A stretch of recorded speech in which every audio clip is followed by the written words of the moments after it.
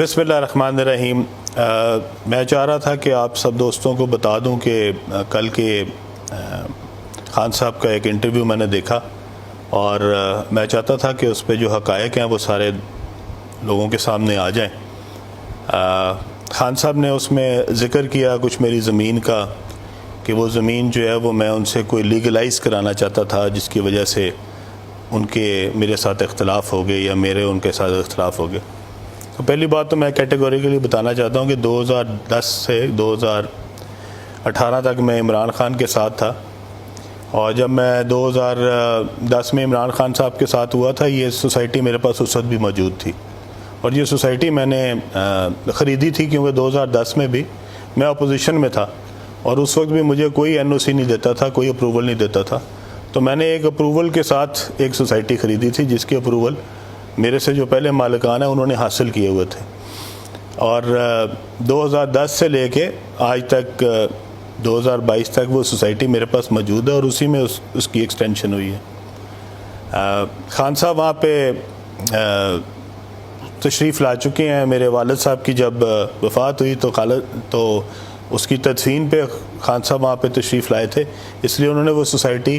اس وقت بھی اور اس کے علاوہ بعد میں بھی کئی دفعہ دیکھی ہے۔ اور اگر مجھے یہ پتہ ہوتا کہ 2010 میں میں نے عمران خان کا ساتھ اس لیے دینا ہے کیونکہ 2018 میں عمران خان صاحب نے وزیر اعظم بننا ہے اور اس کے بعد میں نے وہاں پہ 300 ایکڑ زمین خریدنی ہے اور اس کو بعد میں لیگلائز ان کے لیے کرانا ہے، تو بہت ہی میرا اس کا مطلب ہے میرا ویژن کو بہت ہی دور کا ہے کہ میں 8 سال 10 سال پہلے ہی مجھے پتہ لگ گیا تھا کہ یہاں پہ 300 ایکڑ زمین خریدوں گا اور اس دن عمران خان وزیر اعظم ہوں گے جن سے میں یہ جا کے لیگلائز کرواؤں گا۔ حقائق یہ ہیں کہ یہ زمین جو ہے یہ 300 ایکڑ نہیں ہے، میرے پاس سوسائٹی میں 3000 ایکڑ سے زیادہ زمین موجود ہے، اور خان صاحب جس 300 ایکڑ کی بات کر رہے ہیں کہ اس کا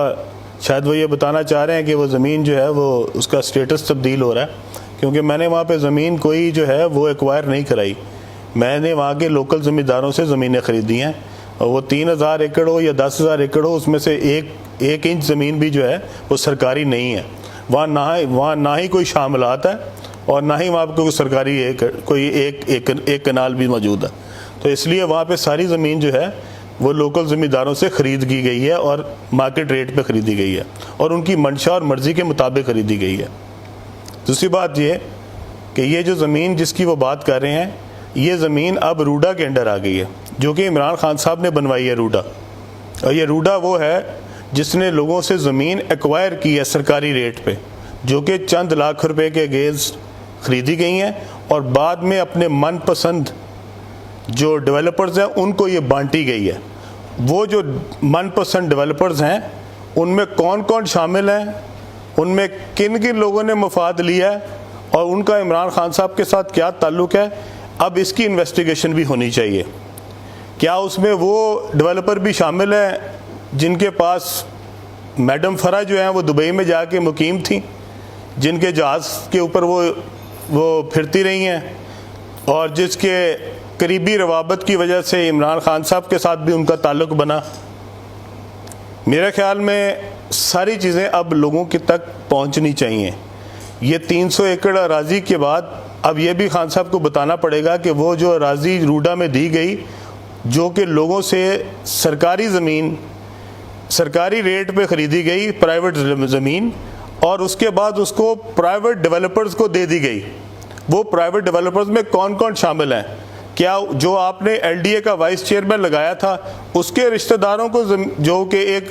الگ سے ہاؤسنگ سوسائٹی کے مالک ہیں، کیا ان کو بھی ان میں 10 میں شامل کیا گیا ہے؟ اور اگر کیا گیا ہے تو کیوں کیا گیا ہے؟ اور آپ نے کن کن لوگوں کو اس کے اندر مفاد دیا ہے؟ اس کے اندر کیا علیم خان بھی شامل ہے؟ اور اگر علیم خان شامل ہے تو آپ بتائیں،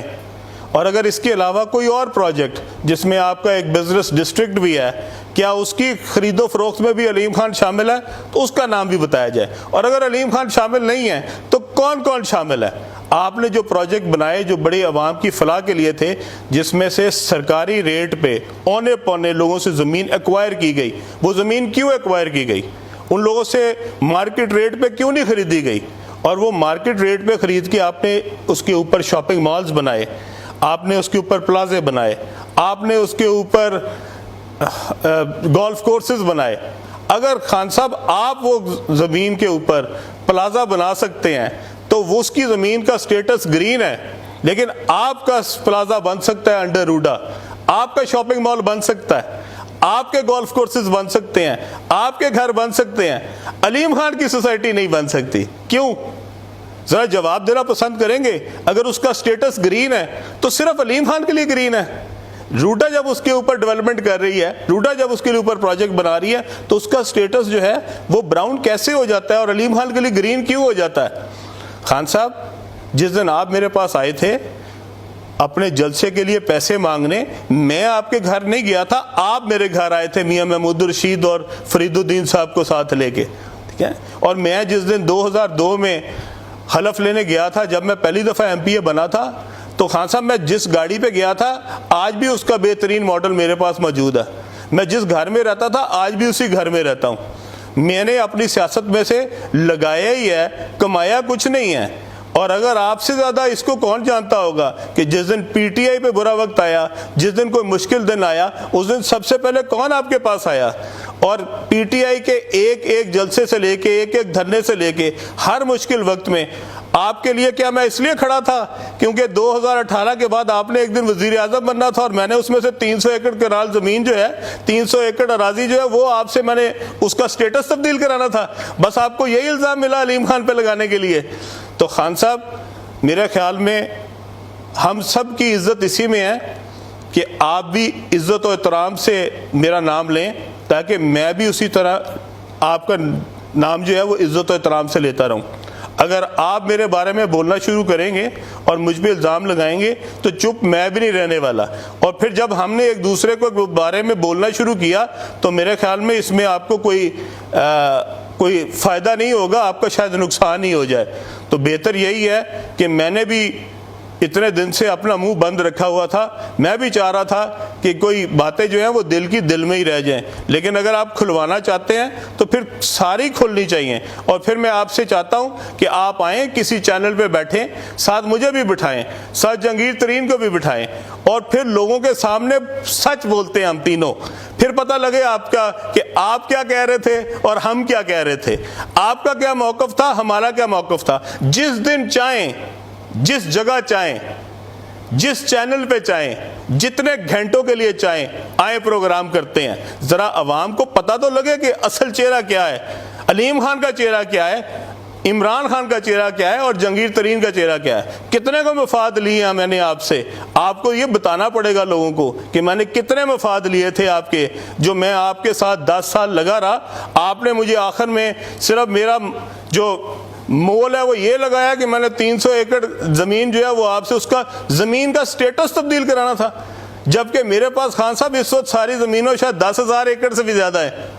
تو مجھے آپ کی 300 ایکڑ زمین کے لیے آپ کے ساتھ میں نے 10 سال لگائے, دن رات محنت کی, کوشش کی, محنت کی, اور آپ نے آخر میں مجھے 300 ایکڑ کے اوپر جو ہے وہ الزام لگا دیا. مجھے تو بہت شرم آئی کہ میری ساری جتنی محنت تھی اور جتنی ساری کوشش تھی اس کا آپ نے یہ مول لگایا. میں آج بھی کہتا ہوں کہ آج بھی آپ لوگوں کو اصل چہرے دکھائیں, اصل بات بتائیں. آپ نے لوگوں پہ پہلے کہا کہ سازش ہوئی تھی, امریکہ نے سازش کی تھی, اور اس میں یہ لوگ جو ہیں یہ امریکن لوگوں کو ملتے رہے ہیں. اور میں نے پچھلی دفعہ بھی اپنی پریس کانفرنس میں بتایا تھا کہ میں آپ کے گھر میں ملا تھا امریکن امبیسڈر کو, میں ای یو کے امبیسڈر کو آپ کے گھر پہ ملا تھا, میں خان صاحب انگلینڈ کے امبیسڈر کو آپ کے گھر پہ ملا تھا. جب آپ کے گھر پہ جس وقت آپ پرائم منسٹر نہیں تھے